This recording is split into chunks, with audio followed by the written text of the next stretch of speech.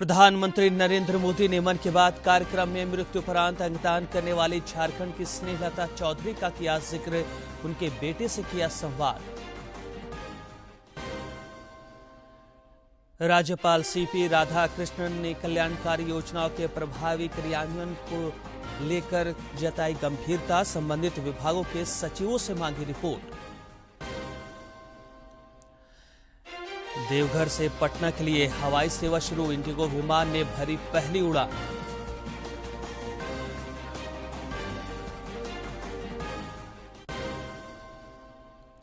और राजधानी रांची में कोल इंडिया की ओर से आयोजित हुआ मैराथन, 5000 से अधिक धावक हुए शामिल। खूंटी में ईस्ट जोन जूनियर हॉकी प्रतियोगिता का फाइनल आज।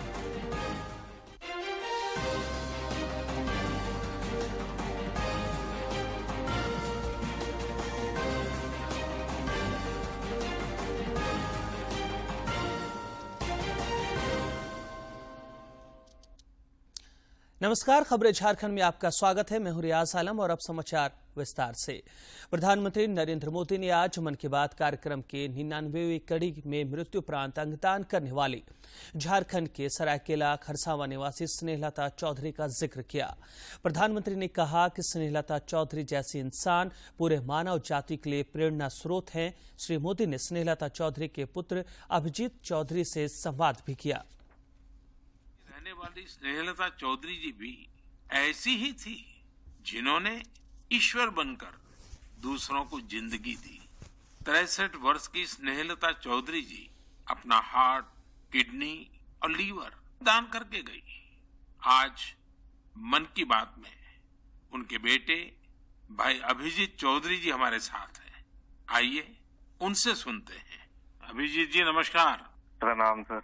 अभिजीत जी, आप एक ऐसी माँ के बेटे हैं जिसने आपको जन्म देकर एक प्रकार से जीवन तो दिया ही, लेकिन और जो अपनी मृत्यु के बाद भी आपकी माता जी कई लोगों को जीवन दे करके गई। एक पुत्र के नाते अभिजीत, आप जरूर गर्व अनुभव करते होंगे। हाँ जी सर। आप अपनी माता जी के बारे में जरा बताइए, किन परिस्थितियों में ऑर्गन डोनेशन का फैसला लिया गया? मेरी माताजी सरायकेला बोल के एक छोटा सा गांव है झारखंड में, वहाँ पे मेरे मम्मी पापा दोनों रहते हैं। ये पिछले 25 साल से लगातार मॉर्निंग वॉक करती थी और अपने हैबिट के अनुसार सुबह 4 बजे अपने मॉर्निंग वॉक के लिए निकली थी। उस समय एक मोटरसाइकिल वाले ने इनको पीछे से धक्का मारा और वो उसी समय गिर गई, जिससे उनको सर पे बहुत ज्यादा चोट लगा। तुरंत हम लोगों ने उनको सदर अस्पताल सरायकेला ले गए, जहाँ डॉक्टर साहब ने उनकी मरहम पट्टी की, पर खून बहुत निकल रहा था और उनको कोई सेंस नहीं था।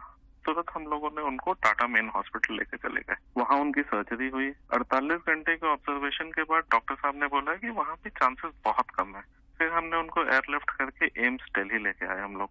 यहाँ पे उनकी ट्रीटमेंट हुई तकरीबन 7-8 दिन। उसके बाद पोजीशन ठीक था। एक दिन उनका ब्लड प्रेशर काफी गिर गया। उसके बाद पता चला उनकी ब्रेन डेथ हो गई है। तब फिर डॉक्टर साहब हमें प्रोटोकॉल के हिसाब ब्रीफ कर रहे थे ऑर्गन डोनेशन के बारे में। हम अपने पिताजी को शायद ये नहीं बता पाते कि ऑर्गन डोनेशन टाइप का भी कोई चीज होता है, क्योंकि हमें लगा वो उस बात को एब्जॉर्ब नहीं कर पाएंगे। तो उनके दिमाग से हम ये निकालना चाहते थे कि ऐसा कुछ चल रहा है। जैसे हमने उनको बोला कि ऑर्गन डोनेशन की बातें चल रही है, तब उन्होंने बोला कि नहीं, ये मम्मी का बहुत मन था और हमें ये करना है। हम काफी निराश थे उस समय तक, जब तक हमें ये पता चला था कि मम्मी नहीं बच सकेगी। पर जैसे ही ये ऑर्गन डोनेशन वाला डिस्कशन चालू हुआ, वो निराशा एक बहुत ही पॉजिटिव साइड चला गया और हम काफी अच्छे, एक बहुत ही पॉजिटिव एनवायरनमेंट में आ गए। उसको करते करते फिर हम लोग रात में 8 बजे काउंसलिंग हुई। दूसरे दिन हम लोगों ने ऑर्गन डोनेशन किया। इसमें मम्मी का एक सोच बहुत बड़ा था कि पहले वो काफी नेत्रदान और इन चीजों में, सोशल एक्टिविटीज में ये बहुत एक्टिव थी। शायद यही सोच को लेकर के ये इतना बड़ा चीज हम लोग कर पाए, और मेरे पिताजी का जो डिसीजन मेकिंग था इस चीज के बारे में, इस कारण से ये चीज हो पाया। कितने लोगों को काम आया अंग? इनका हार्ट, 2 किडनी, लिवर और दोनों आंख, ये डोनेशन हुआ था। तो 4 लोगों की जान और 2 जनों को आंख मिला है। अभिजीत जी, आपके पिताजी और माताजी दोनों नमन के अधिकारी हैं। मैं उनको प्रणाम करता हूँ। और आपके पिताजी ने इतने बड़े निर्णय में आप परिवारजनों का नेतृत्व किया, ये वाकई बहुत ही प्रेरक है। और मैं मानता हूँ कि माँ तो माँ ही होती है, माँ एक अपने आप में प्रेरणा भी होती है, लेकिन माँ जो परंपराएं छोड़ करके जाती है वो पीढ़ी दर पीढ़ी एक बहुत बड़ी ताकत बन जाती है। अंगदान के लिए आपकी माता जी की प्रेरणा आज पूरे देश तक पहुंच रही है। मैं आपके इस पवित्र कार्य और महान कार्य के लिए आपके पूरे परिवार को बहुत बहुत बधाई देता हूं। अभिजीत जी धन्यवाद जी, और आपके पिताजी को हमारे प्रणाम जरूर कह देना। जरूर जरूर, थैंक यू। प्रधानमंत्री ने देशवासियों को नवरात्र की शुभकामनाएं देते हुए कहा कि भारत का जो सामर्थ्य नए सिरे से निखर कर आ रहा है उसमें नारी शक्ति की महत्वपूर्ण भूमिका रही है। श्री मोदी ने सोलर एनर्जी का भी जिक्र किया। उन्होंने कहा कि भारत इस क्षेत्र में तेजी से आगे बढ़ रहा है। बहुत बड़ी उपलब्धि है। भारत के लोग तो सदियों से सूर्य से विशेष रूप से नाता रखते हैं। हमारे यहाँ सूर्य की शक्ति को लेकर जो वैज्ञानिक समझ रही है, सूर्य की उपासना की जो परंपराएं रही है, वो अन्य जगहों पर कम ही देखने को मिलते हैं। मुझे खुशी है कि आज हर देशवासी सौर ऊर्जा का महत्व भी समझ रहा है और क्लीन एनर्जी में अपना योगदान भी देना चाहता है। सबका प्रयास की यही स्पिरिट आज भारत के सोलर मिशन को आगे बढ़ा रही है। महाराष्ट्र के पुणे में ऐसे ही एक बेहतरीन प्रयास ने मेरा ध्यान अपनी ओर खींचा है। यहाँ MSR ऑलिव हाउसिंग सोसाइटी के लोगों ने तय किया कि वे सोसाइटी में पीने के पानी, लिफ्ट और लाइट जैसी सामूहिक उपयोग की चीजें अब सोलार एनर्जी से ही चलाएंगे। कश्मीर में पहले जहां गोलियों की तड़तड़ाहट सुनाई पड़ती थी, अब वहां शांति व्याप्त है। यह सब संभव हो सका है प्रधानमंत्री नरेंद्र मोदी के नेतृत्व में उठाए गए कदमों की वजह से। प्रधानमंत्री ने अपने मन की बात कार्यक्रम में भी इसका जिक्र किया था। कश्मीर के संबंध में मेरा सभी दलों से जितना इंटरेक्शन हुआ, हर किसी की बात में से एक बात जरूर जगह होती थी। अगर उसको मैंने कम शब्दों में समेटना तो मैं कहूंगा कि एकता और ममता, ये दो बातें मूल मंत्र में रही। और हम सभी का मत है, 125 करोड़ देशवासियों का मत है, गांव के प्रधान से लेकर के प्रधानमंत्री तक का मत है कि कश्मीर में अगर कोई भी जान जाती है, चाहे वह किसी नौजवान की हो या किसी सुरक्षा कर्मी की हो, ये नुकसान हमारा ही है, अपनों का ही है, अपने देश का ही है।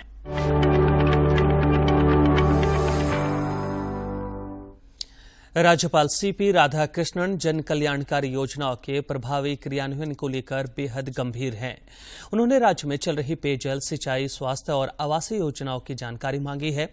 राज्यपाल के प्रधान सचिव डॉक्टर नितिन मदन कुलकर्णी की ओर से आधा दर्जन विभागों के सचिवों को पत्र लिखकर योजनाओं से संबंधित रिपोर्ट राजभवन भेजने को कहा है। केंद्र सरकार ने देश में बढ़ते फ्लू के प्रकोप को देखते हुए एडवाइजरी जारी की है। एडवाइजरी में सतर्कता बरतने को कहा गया है। इन्फ्लुएंजा के इन मामलों के संक्रमण को भी सार्वजनिक स्वास्थ्य के साधारण उपाय करके नियंत्रित किया जा सकता है। लोगों को मास्क लगाने, हाथ धोने और लक्षण नजर आने पर जांच कराने जैसे स्वास्थ्य संबंधी ध्यान रखने की जरूरत है। इसके साथ ही एडवाइजरी में अस्पतालों को दवाइयां, ऑक्सीजन और आईसीयू बेड जैसी जरूरी चीजें तैयार रखने की सलाह दी गई है।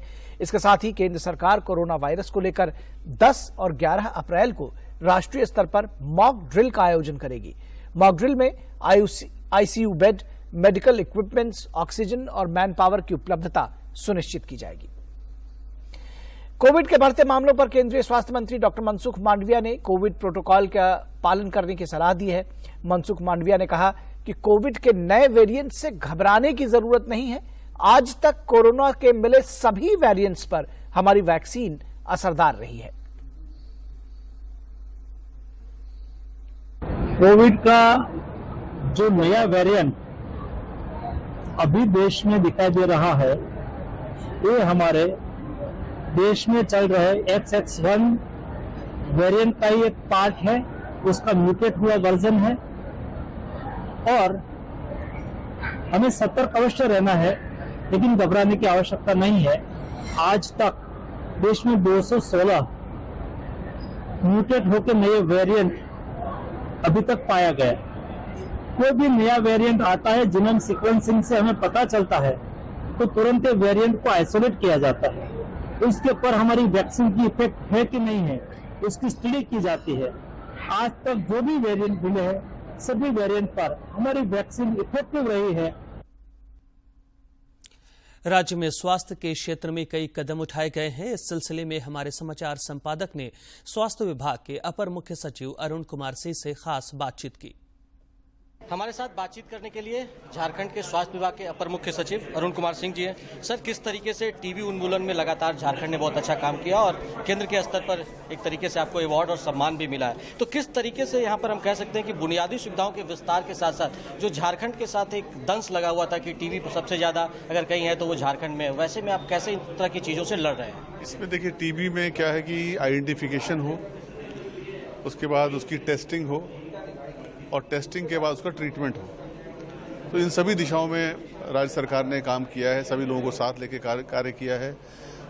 विभिन्न हमारे राज्य में जो संगठन हैं, औद्योगिक संगठन हैं, गैर सरकारी संगठन हैं, उन सभी संगठनों को हमने इन्वॉल्व किया है और निक्षय मित्र का एक संकल्प आया है। उस निक्षय मित्र के उसमें राज्य के हर टीबी पेशेंट को गोद लेने का एक संकल्प सभी लोगों ने लिया है, ताकि उन्हें बेहतर पोषण मिले सके। क्योंकि दवाई जो देते हैं, यदि उन्हें अगर उनकी प्रतिरोधक क्षमता कमज़ोर होगी तो वो टीबी को फाइट नहीं कर पाएंगे। तो आइडेंटिफिकेशन करके उनको प्रॉपर हम अगर बढ़िया न्यूट्रिशन दें, उनको दवाई दें समय पर, तो निश्चित रूप से इसका एलिमिनेशन होगा। और हम इसको बहुत स्ट्रेटजिकली हैंडल कर रहे हैं। जो टीबी के क्षेत्र हैं उनको आइडेंटिफाई करके वहाँ की जो हमारी सैया बहनें हैं, उन सैया बहनों को भी हम प्रशिक्षित कर रहे हैं, ताकि टीबी को आइडेंटिफिकेशन में उनको आसानी रहे और उन पर्टिकुलर एरियाज़ में हम और इंटेंसिव टीबी का कार्यक्रम चला रहे हैं, उन्मूलन कार्यक्रम चला रहे हैं। जो हमारे डिफरेंट CHCs हैं, वहाँ भी टेस्टिंग करके और वो कैसे उनका जो सैंपल है उसको टेस्टिंग फैसिलिटी में ला करके और उसको जांच करके जांच की रिपोर्ट उनको समय पर पहुँच जाए, इस दिशा में भी कार्य चल रहा है। सर, इन्फ्लुएंजा और कोविड के केसेस एक बार फिर देखने को मिल रहे हैं बहुत ज़्यादा देश के स्तर पर। केंद्र सरकार ने गाइडलाइन भी जारी किया है, तो किस तरीके से झारखंड में उसको इम्प्लीमेंट किया जा रहा है? देखिए, उसमें बेसिकली ये भी एक तरह से वायरस से फैलता है और इसमें अब बेसिक जो इसमें हमें पालन करना है अपने हैबिट्स का, तो उसमें है मास्क लगाइए और दूरी रखिए। अगर कोई छींक आती है तो छींक के समय अपने मुंह पर रुमाल रख लीजिए, ताकि वो छींक के जो कीटाणु हैं वो किसी और को नहीं जाए। तो ये इन्फ्लुएंजा H3N2 वायरस, इसकी वजह से ये फैला हुआ है और ये बहुत घातक नहीं है, लेकिन लोगों को काफ़ी कष्ट दे रहा है। तो इसमें थोड़ा डिस्टेंसिंग करना ही एक हमारे लिए आवश्यक कदम है। और बाकी दवाइयां हैं, अस्पतालों में दवाइयां भी हैं और जहां जहां कुछ सीरियस किस्म के केस आ रहे हैं वहाँ टेस्टिंग भी हम लोग करा रहे हैं।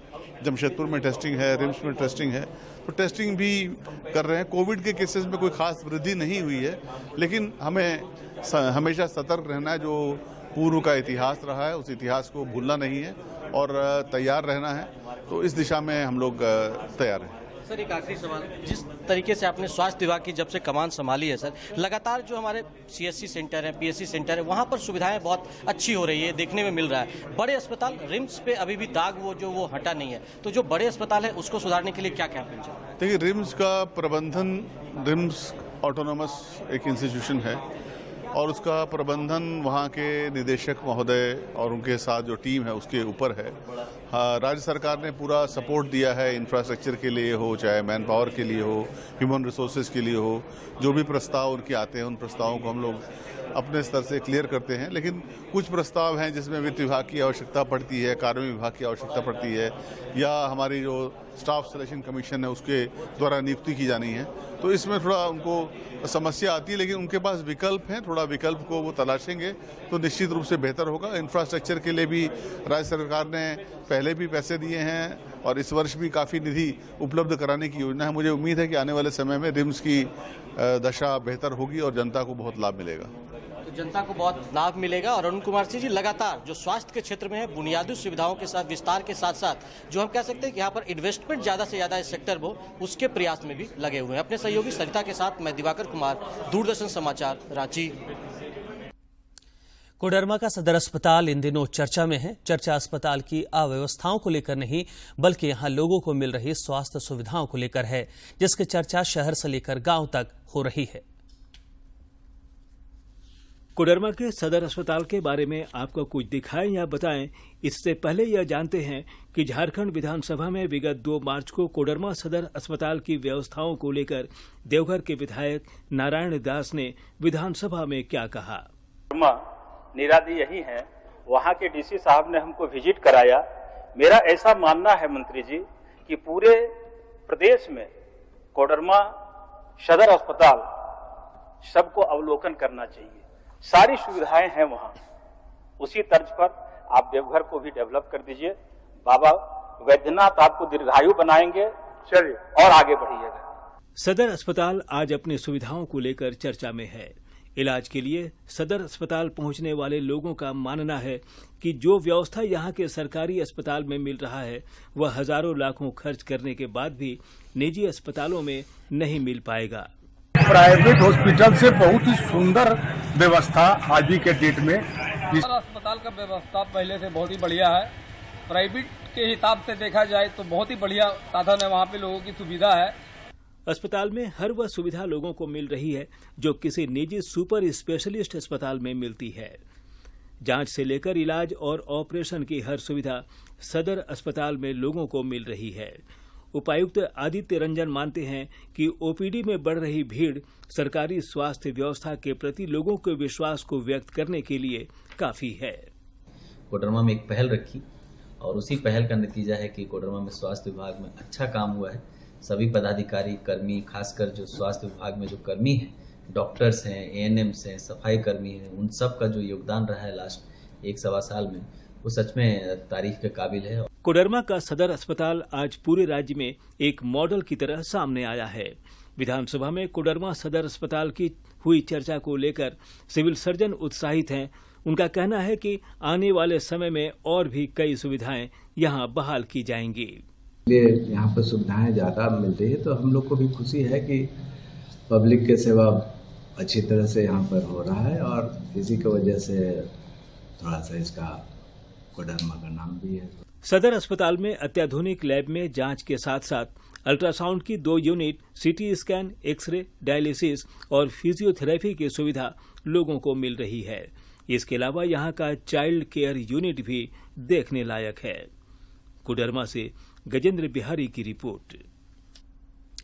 देवघर से पटना के लिए आज से सीधी उड़ान सेवा शुरू हो गई है। एयरपोर्ट निदेशक संदीप ढिंगरा ने यात्रियों के साथ मिलकर उड़ान सेवा का शुभारंभ किया। इंडिगो विमान ने देवघर से पटना के लिए दिन के 11:15 बजे पहली उड़ान भरी। इस मौके पर श्री ढिंगरा ने कहा कि देवघर से पटना की हवाई यात्रा शुरू हो जाने से संताल परगना के साथ साथ सीमावर्ती राज्य बिहार के लोगों को भी सुविधा मिलेगी।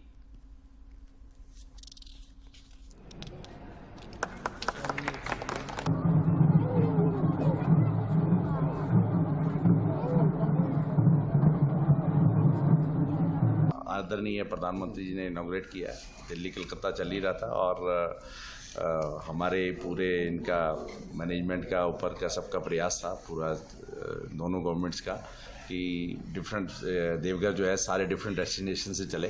तो अभी बिहार के नियर बाय जो कैपिटल है पटना, तो उससे भी काफ़ी लोग यात्रीगण बाबा धाम के दर्शन करने के लिए आते हैं, तो एक कैपिटल से जुड़ जाएगा। और क्योंकि देवघर झारखंड के अंदर है, सांस्कृतिक भूमि है, तो उसकी कैपिटल से कल रांची से जुड़ जाएगा। कलकत्ता से आए, वेस्ट बंगाल की गवर्नमेंट से, वेस्ट बंगाल की कैपिटल से ऑलरेडी कलकत्ता से जुड़ा हुआ है। देवघर से पटना के लिए सीधी उड़ान सेवा शुरू होने से यात्रियों में भी खासा उत्साह देखा गया। लोगों से जानकर काफी अच्छा लग रहा है। मैं चेन्नई जा रहा हूँ हाया पटना, तो बहुत खुशी की बात है। अभी 3 से 4 घंटा के अंदर मैं चेन्नई पहुँच सकता हूँ। उधर दिल्ली से धर्मशाला के लिए भी हवाई उड़ान सेवा का शुभारंभ किया गया। नागर विमानन राज्य मंत्री वीके सिंह और सूचना एवं प्रसारण मंत्री अनुराग सिंह ठाकुर ने इस सेवा की औपचारिक शुरुआत की। कार्यक्रम से नागर विमानन मंत्री ज्योतिरादित्य सिंधिया भी वीडियो कॉन्फ्रेंसिंग के माध्यम से जुड़े। को देखकर जो टीवी पर लोगों ने देखा, उस समय के और आज के पर्यटन में जमीन आसमान का बदलाव आया है।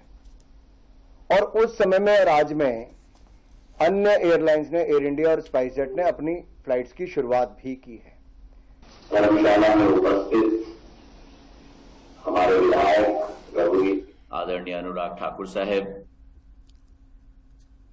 मेरे सहभागी और मेरे साथी इस मंत्रालय में एक बहुत महत्वपूर्ण योगदान देने वाले हमारे जनरल वीके सिंह साहब, क्योंकि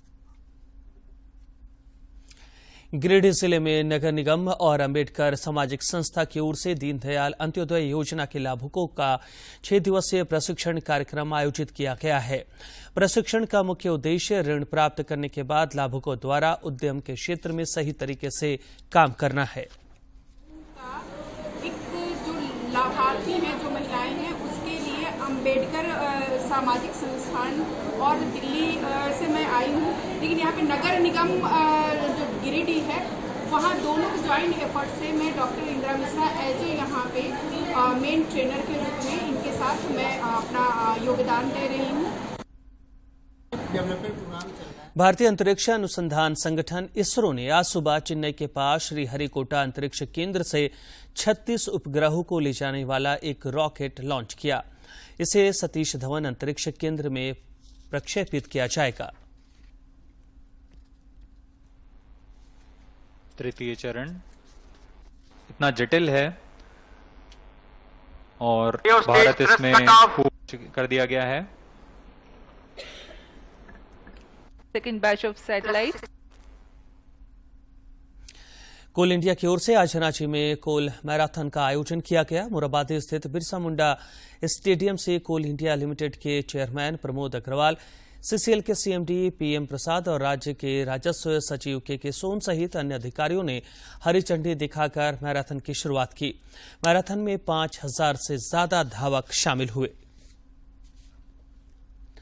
ईस्ट जोन हॉकी प्रतियोगिता का फाइनल मैच आज खेला जा रहा है। महिला वर्ग में झारखंड और मिजोरम के बीच खिताबी भिड़ंत जारी है, जबकि पुरुष वर्ग में झारखंड का मुकाबला ओडिशा से होगा। इससे पहले कल अपना अपना मैच जीतकर दोनों ही वर्गों में झारखंड की टीम ने फाइनल में प्रवेश किया।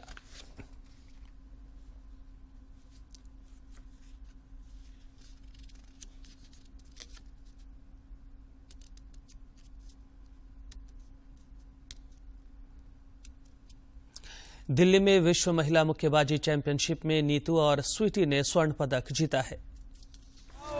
राजधानी दिल्ली में चल रहे महिला विश्व मुक्केबाजी चैंपियनशिप में भारत के मुक्केबाजों का शानदार प्रदर्शन लगातार जारी है। शनिवार को खेले गए फाइनल मुकाबले में नीतू ने इतिहास रच दिया है। नीतू ने 48 किलोग्राम भार वर्ग में देश के लिए स्वर्ण जीतने में सफलता पाई। फाइनल मुकाबले में नीतू ने मंगोलिया की मुक्केबाज लुत्साई खान अल्टान सेटसिक को चारों खाने चित करके स्वर्ण पदक अपने नाम किया। नीतू ने अपने बाकी मुकाबलों की तरह इस मुकाबले में भी खुद को एग्रेसिव मोड पर आगे बढ़ाया। उधर इस चैंपियनशिप में आज निकहत जरीन और लवलीना बोरगोहन फाइनल में खेलेंगी। चैंपियनशिप में 2 स्वर्ण पदक जीत चुके भारतीय दल को आज 2 और स्वर्ण पदक की उम्मीद होगी। मौजूदा विश्व चैंपियन निकहत जरीन और ओलंपिक पदक विजेता लवलीना बोरगोहेन आज अपना अपना फाइनल मुकाबला खेलेंगे। निकहत जरीन 50 किलोग्राम भार वर्ग में फाइनल मुकाबला खेलेंगी। फाइनल में निकहत का सामना 2 बार के एशियाई चैंपियन एनगुएन थीताम से होगा। और अब कुछ खबर राज्य के विभिन्न जिलों से।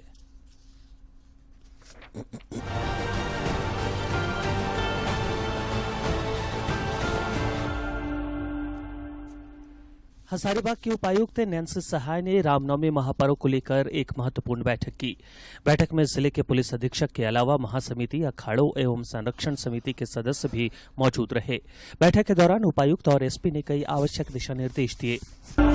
खूंटी जिले के मारंगहादा में आयोजित प्रखंड स्वास्थ्य मेला में लगभग 1000 से अधिक लोगों का निःशुल्क स्वास्थ्य परीक्षण, स्किल सेल स्क्रीनिंग, चिकित्सकीय परामर्श और मोबाइल वाहन के माध्यम से सुगम रूप से इलाज किया गया। इस दौरान लगभग 130 चश्मों और निःशुल्क दवाइयों का वितरण भी किया गया।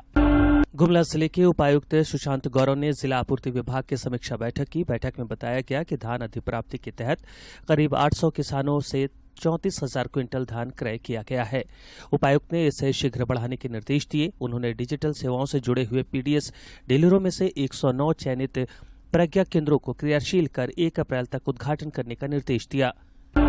पाकुड़ जिले में उपायुक्त ने जिला स्तरीय खनन टास्क फोर्स की बैठक की। उपायुक्त ने अवैध खनन, अवैध भंडारण और अवैध परिवहन रोकने को लेकर संबंधित पदाधिकारियों और थाना प्रभारियों को औचक छापेमारी करने का निर्देश दिया। चतरा जिले में उपायुक्त अबू इमरान ने प्रकृति महापर्व सरहुल के शांतिपूर्ण समापन को लेकर केंद्रीय सन्ना समिति के अध्यक्ष महेश मांडो, सचिव प्रकाश कच्छप और कोषाध्यक्ष राजेश बिन्हा को स्मृति चिन्ह और अंग वस्त्र देकर सम्मानित किया। उन्होंने सरहुल शोभा यात्रा के सफल संचालन के लिए उन्हें बधाई दी। रामगढ़ जिले में उपायुक्त ने निजी क्षेत्र की कंपनियों में स्थानीय उम्मीदवारों के लिए नियोजन अधिनियम 2021 को लेकर बैठक की। इस दौरान जिले में अधिनियम का अनुपालन प्रभावी तरीके से सुनिश्चित कराने को लेकर जिला नियोजन पदाधिकारी, श्रम अधीक्षक और अंचल अधिकारियों को आवश्यक दिशा निर्देश दिए गए। लातेहार जिले के उपायुक्त ने आगामी रामनवमी पर्व में सुरक्षा व्यवस्था और विधि व्यवस्था संधारण के लिए जिले के सभी वरीय पदाधिकारियों के साथ शांति समिति की बैठक की। इस दौरान उन्होंने कई आवश्यक निर्देश दिए और जिले में शांतिपूर्ण व सौहार्दपूर्ण वातावरण में पर्व मनाने की अपील की। पलामू जिले के उपायुक्त ए डोडी ने जिला स्तरीय अनुश्रवण एवं मूल्यांकन समिति की बैठक की। बैठक के दौरान अनुसूचित जाति और अनुसूचित जनजाति अत्याचार निवारण अधिनियम के तहत 21 मामलों में राशि भुगतान की स्वीकृति प्रदान की गई। पूर्वी सिंहभूम जिले में रामनवमी पर्व के मद्देनजर केंद्रीय शांति समिति एवं रामनवमी अखाड़ा समिति के सदस्यों के साथ उपायुक्त ने बैठक की। इस दौरान उन्होंने विधि व्यवस्था संधारण में सहयोग की अपील की। उपायुक्त ने कई आवश्यक दिशा निर्देश भी दिए। साहबगंज जिले में उपायुक्त ने 11 अप्रैल को वीर शहीद सिदो कान्हू के जयंती समारोह के सफल आयोजन के लिए संबंधित वरीय पदाधिकारियों के साथ बैठक की। बैठक के दौरान कार्यक्रम की रूपरेखा, आवश्यक तैयारियों एवं विधि व्यवस्था को लेकर आवश्यक दिशा निर्देश दिए गए। बोकारो जिले के चंदनक्यारी स्थित सीएचसी में प्रखंड स्तरीय स्वास्थ्य मेले का आयोजन किया गया। इस दौरान लोगों को विभाग से संबंधित विभिन्न योजनाओं की जानकारी दी गई और उनके बीच स्वास्थ्य किट का वितरण भी किया गया। पश्चिमी सिंहभूम जिले में रामनवमी पर्व को लेकर पुलिस अधीक्षक ने महत्वपूर्ण बैठक की। बैठक में महावीर मंडल के प्रतिनिधियों की मौजूदगी रही। बैठक के बाद उपायुक्त ने त्योहार के दिन आयोजित होने वाले जुलूस के रूट लाइन का निरीक्षण किया और इन मार्गों में पर्याप्त रोशनी की व्यवस्था करने के लिए संबंधित पदाधिकारियों को निर्देश दिए।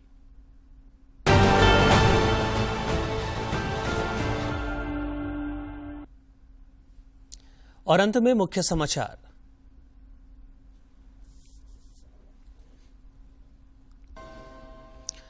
प्रधानमंत्री नरेंद्र मोदी ने मन की बात कार्यक्रम में मृत्युपरांत अंगदान करने वाली झारखंड की स्नेहलता चौधरी का किया जिक्र, उनके बेटे से किया संवाद। राज्यपाल सीपी राधाकृष्णन कल्याणकारी योजनाओं के प्रभावी क्रियान्वयन को लेकर गंभीर, संबंधित विभागों के सचिवों से मांगी रिपोर्ट। देवघर से पटना के लिए हवाई सेवा शुरू, इंडिगो विमान ने भरी पहली उड़ान।